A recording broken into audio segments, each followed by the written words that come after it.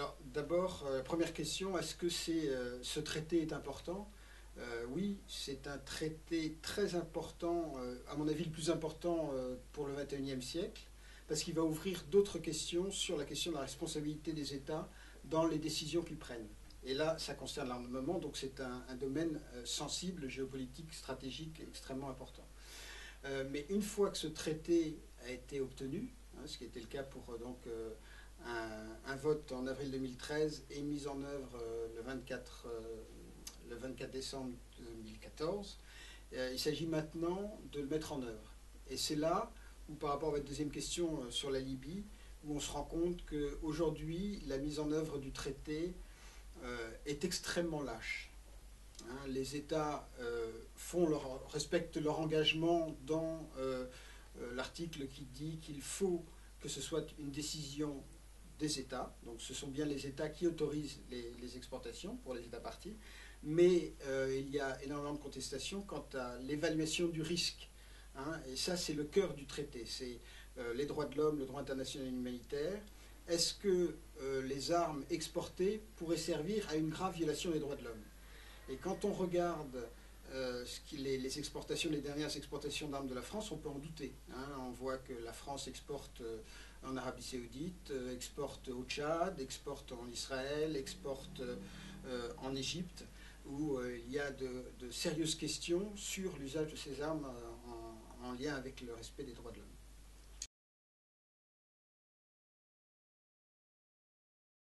Ça n'est pas un mouvement pacifiste. Cette prise de conscience qui est partie d'Amnesty International, l'ancien Amnesty International qui réunissait des gens qui étaient militants et qui réfléchissaient, c'était la prise de conscience du lien entre les violations des droits de l'homme et les armes. Donc c'est pas une mesure, c'est pas un concept d'interdiction. On est dans un concept très complexe qui est de la régulation. Donc on n'est pas dans une situation où on est pour ou contre la guerre, on est dans une situation où on essaye d'éviter que les armes aillent à des groupes armés ou désarmés qui les utilisent à de graves violations des droits de l'homme.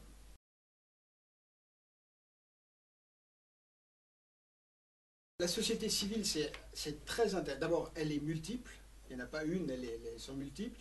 Ce que les ONG oublient, c'est que souvent des ONG se disent les représentants de la société civile. On oublie que l'industrie de l'armement est aussi représentant de la société civile. Les parlementaires sont aussi des représentants de la société civile. Donc dans cette multiplicité de la société civile, oui, ça a été une découverte vraiment très très intéressante de savoir et de voir à quel point les formes de pensée, de réflexion, d'action étaient si différentes. À tel point qu'à la fin des négociations sur le traité, on s'apercevait qu'il y avait des groupes qui étaient constitués par certaines ONG et certains États, et d'autres qui étaient constitués par certaines ONG et certains autres États. Donc la société civile, elle a reflété, pendant toutes ces discussions et négociations au sein des Nations Unies, les questions, les luttes qu'il y avait dans la société, dans nos sociétés plurielles. Au point, il y avait cette culture de la recherche, qu'est-ce que ça veut dire le plaidoyer, qu'est-ce que ça veut dire sur la culture que demande le plaidoyer, quelles sont les questions posées par le plaidoyer, puis d'autres ONG qui ne réfléchissaient qu'en termes de campagne, brand, marque, communication, sans se soucier vraiment de ce qui se passait véritablement sur le terrain. Le complexe militaro-industriel, alors c'est une phrase terrible, c'est Eisenhower, oui et non. C'est-à-dire que il y a un intérêt du complexe militaro-industriel qui n'est pas le même que le nôtre, mais il y a un rapport possible, il y a un dialogue possible avec ce complexe-là, et surtout, il y a la possibilité d'encadrer l'activité de ce complexe par du droit international. Et ça, c'est très important. C'est-à-dire qu'entre cette image globalisante et qui fait on ne peut plus rien faire parce qu'ils sont trop forts, et de se dire, non, il y a un dialogue possible, et surtout, il y a moyen d'encadrer leur activité par du droit international, c'est ce que le traité a montré.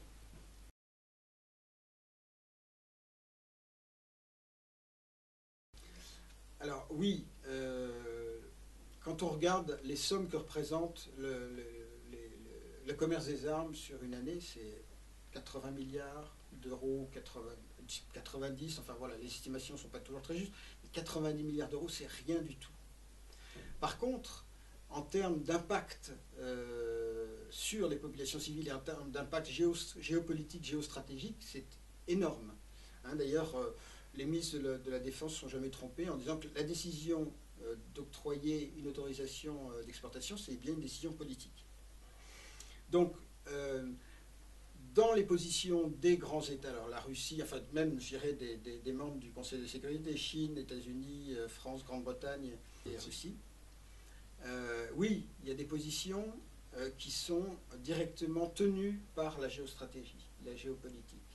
Et notamment, je vois par rapport aux Russes, la Libye dont on parlait tout à l'heure a été très très importante pour les Russes parce qu'ils ont eu confiance dans une décision qui avait été donnée au Conseil de sécurité pour protéger les populations libyennes. Ils sont aperçus que les membres de cette coalition ont complètement dépassé le mandat qui leur avait été donné. Donc, il y a eu une attitude de la Russie qui a été négative, mais pas pour les bonnes raisons, enfin pour de bonnes raisons, mais qui ont été du coup mauvaises pour le traité. Alors qu'eux avaient des problèmes, notamment sur la production des AK-47, RPG, etc., qui sont contrefaits partout dans le monde, eux étaient intéressés pour un traité.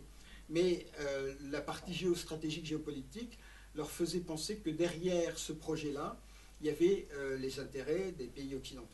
Donc oui, ça a été le reflet de cette question-là. C'est dommage, mais c'est la vie. C'est l'état des rapports de force dans le monde et ils sont reflétés lors des négociations.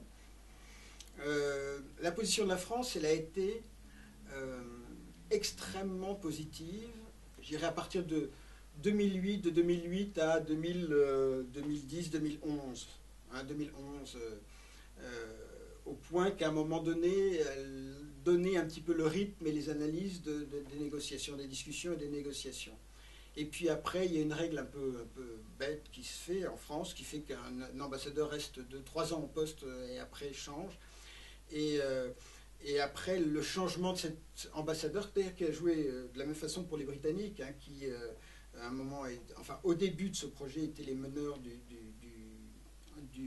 de cette longue histoire du traité sur le commerce des armes, eh bien la France a perdu la main parce que pour un nouvel ambassadeur arrivé dans une situation aussi complexe, dans une histoire aussi avancée au dernier moment, ça a été une mission impossible.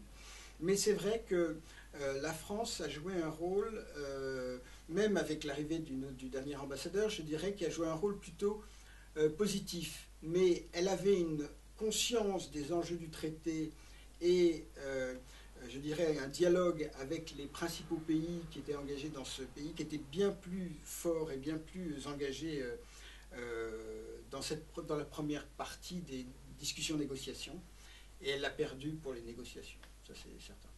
Et dans son intervention, dans sa mise en œuvre aujourd'hui, ce que j'ai dit tout à l'heure, elle est un petit peu, nous semble-t-il, en dehors du TCA.